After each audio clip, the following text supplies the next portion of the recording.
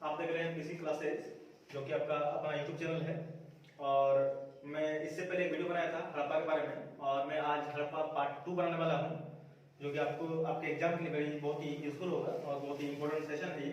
कृपया इसको जरूर देखिए ताकि आपको उसके बारे में सब कुछ जानकारी मिल सके और कुछ सीख सके। इसके पहले पार्ट 1 वीडियो मैंने बनाया है, आप उनको जाके थोड़ा देख लीजिएगा तो, और दोनों वीडियो को रिलेट करके देखिएगा तो शायद आपको बहुत सारी जानकारियां मिलेंगी। और उसके पहले हम जो पार्ट 1 में जो वीडियो बनाए हैं उसका कुछ चीजें अभी थोड़ा सा रिवीजन करा देते हैं ताकि आपके माइंड में थोड़ा सा सेटअप हो जाए।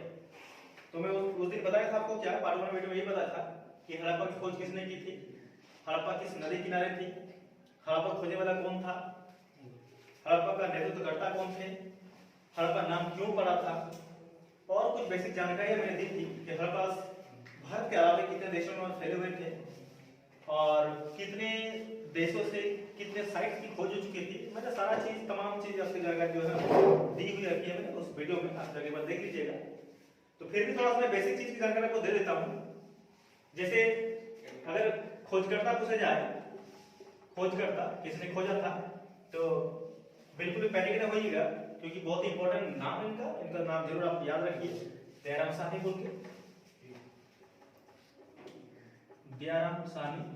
और जो भी चीज आपको इंपॉर्टेंट लगे कृपया करके वीडियो को पॉज करके रोक के बीच में इसको सारा चीज राइट डाउन कीजिए, क्योंकि यही स्टूडेंट का जो है एक शॉर्ट नोट्स क्रिएट करने का, तैयार करने का ये आसान सा बातें हैं जो कि आप इससे शॉर्ट नोट्स अपने एग्जाम के प्रिपरेशन के लिए तैयार कर सकते हैं। तो खोजकर्ता थे दयाराम साहनी। अगर इसमें दो चीज और आएंगे, एक है नेतृत्वकर्ता, किसके नेतृत्व में हुआ था, किसके अंडर में हुआ था, तो जॉन मार्शल थे। कब खोजी गई थी, तो 1921 को। इसका और अन्य नाम क्या था, अन्य नाम तो सिंधु घाटी सभ्यता। अगर पूछा जाए इनका नाम सिंधु घाटी सभ्यता क्यों पड़ा, तो बोलिएगा, क्या बोलेगा, इसको स्टार में लिखे। बहुत वेरी वेरी इंपॉर्टेंट चीज है जो मैं आपको बताने वाला हूं कि इनका नाम सिंधु घाटी सभ्यता इसलिए पड़ गया क्योंकि इनका जो खोज हुआ था, इसका खोज हुई, सभ्यता की खोज सिंधु नदी के किनारे हुई थी।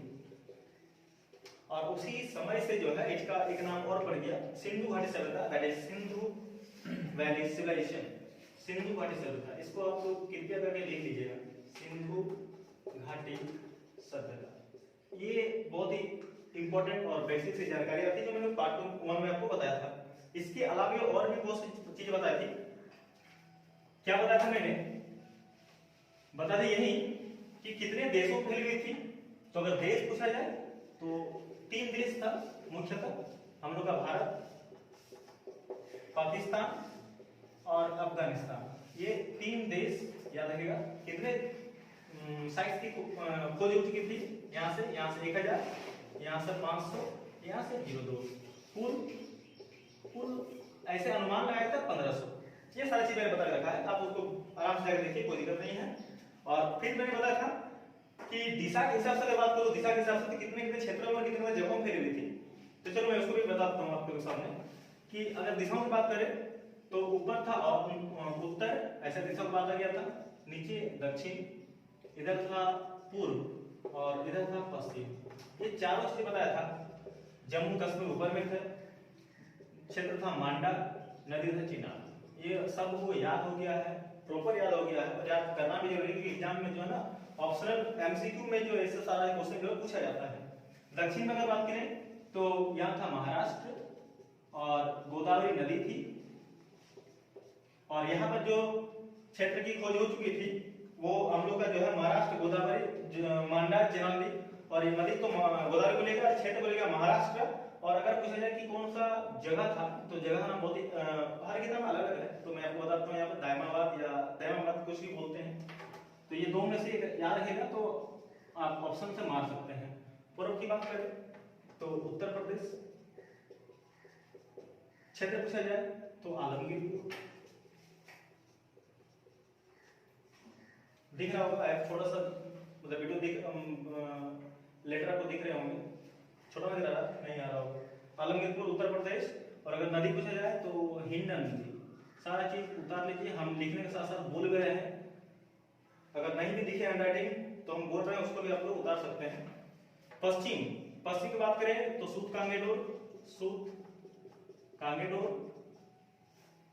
अगर मुझे कहां पर है तो ये पाकिस्तान में है। नदी पूछा जाए तो दास नदी। ये सारा चीज हमने आपको बता दिया। आगे देखिए, मैं इसके आगे और बताना चाहता हूं। क्या बताना चाहते हैं कि यहाँ पर जो है लोग कैसे पता चला इनको यहाँ पर कि ये जो है हड़प्पा सभ्यता है। किसने बात सबसे पहले कही थी और क्यों कही थी?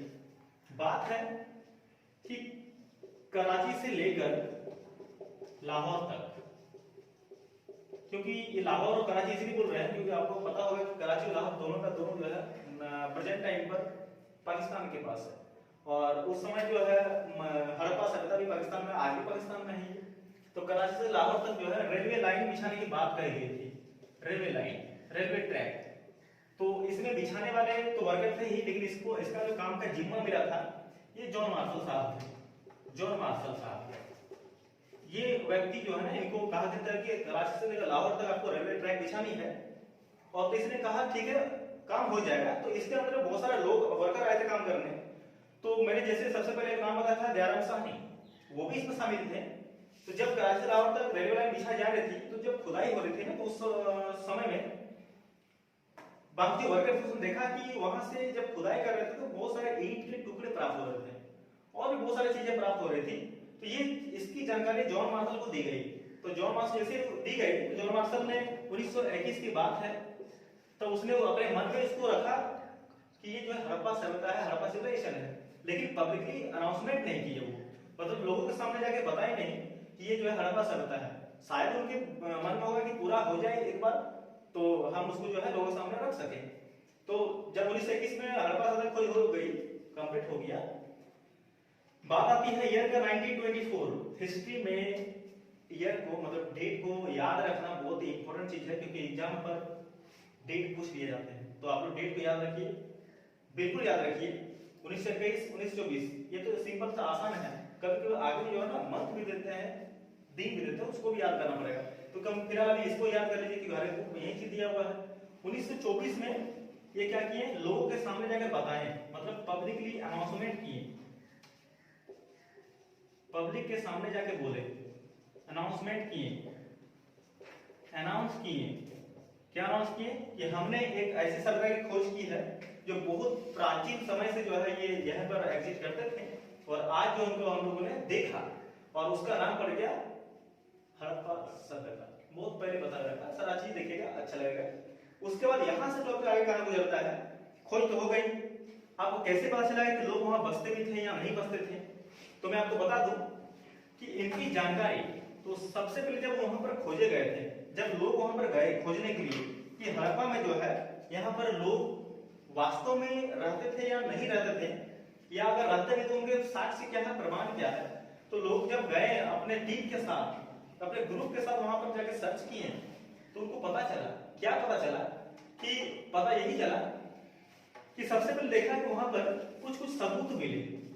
जिसे मैं कृषि की अगर बात करूं तो कृषि की अगर बात करते हैं तो वहां पर जो है चना, चना भी कैसा, सफेद वाला, फिर तिल, जौ, धान, ये सब कुछ फसलों की जानकारियां मिली। और ये जानकारियां वहां पर मिली तो लोगों ने सोचा कि हो ना हो यहाँ पर लोग जो है खेती भी करते थे। अगर लोग रहते थे तो वो लोग खेती करते थे और खेती के सारे लोग जिंदा रहते थे। ये बात लोगों को पता चली। फिर बोला कि अगर खेती करते तो कहां पर करते, चलो देखते हैं।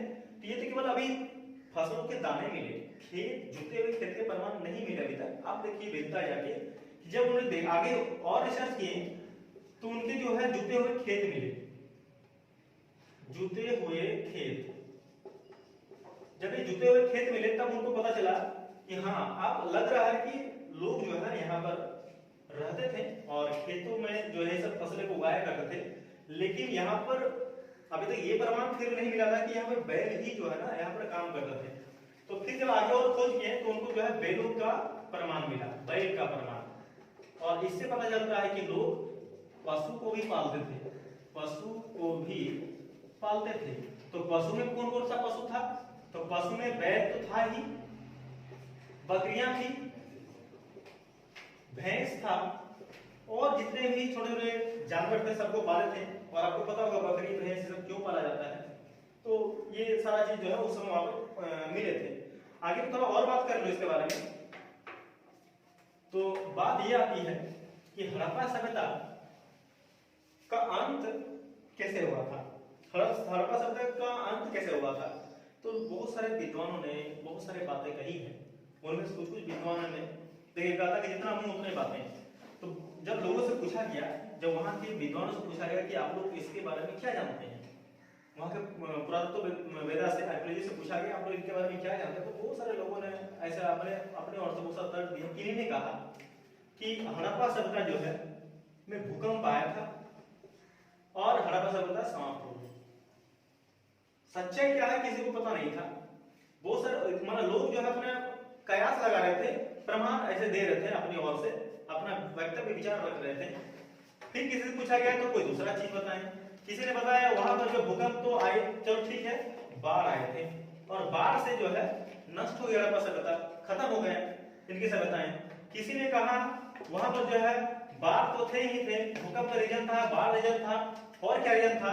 तो किसी ने कहा वहां पर जो है एक बार लोगों ने क्या किया था, वहां का जो ईंटें हैं, ईंट को लोगों ने खोल कर ले गए थे, लोगों ने लेकर चले गए थे। तो कुछ लोगों का ये भी वक्तव्य था। तो इस तरह करके बहुत सारे लोगों ने बहुत सारे अपने तरफ से रीजन दिए।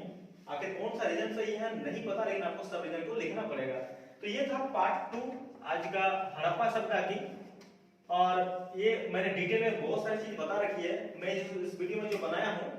तो ये जो है केवल इंपॉर्टेंट है एग्जाम की दृष्टि से, और बाकी जितने भी डिटेल सेक्शन है, हालांकि अगर मैं इसको पढ़ाऊं तो जब मैं लाइव क्लास से पढ़ाता हूं तो इसमें तो कम से कम एक चैप्टर में 2 से 3 दिन तो लग जाता है, लेकिन मैं इसमें केवल वही चीज मेंशन किया हूं जो आपके एग्जाम की दृष्टि से आने वाला है। तो हड़प्पा सभ्यता पार्ट 2 यहां पर समाप्त होती है।